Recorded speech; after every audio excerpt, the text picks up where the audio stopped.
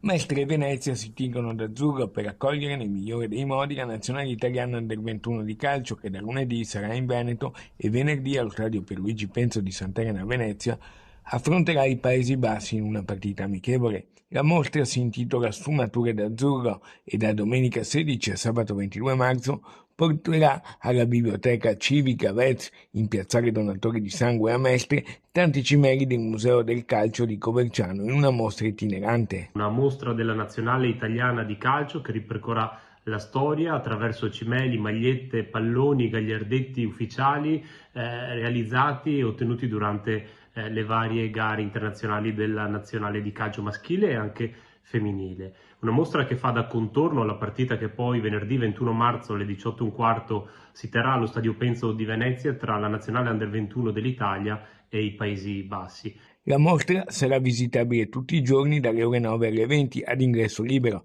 Mercoledì pomeriggio ci sarà poi anche una delegazione della nazionale italiana del 21 accolta dal vice sindaco e assessore comunale allo sport Andrea Tomello, che ha collaborato con l'amministrazione comunale a questa iniziativa. Mercoledì invece il 19 alle ore 17 ci sarà sempre nella biblioteca Vezzi un momento di incontro con la nazionale Under 21, il capitano e l'allenatore saranno a disposizione dei ragazzi, delle persone che vorranno conoscerli da vicino, visiteranno la mostra e staranno un'oretta con noi e ci sarà anche un momento di dialogo, di confronto con tutti i presenti. L'accesso alla mostra sarà libero.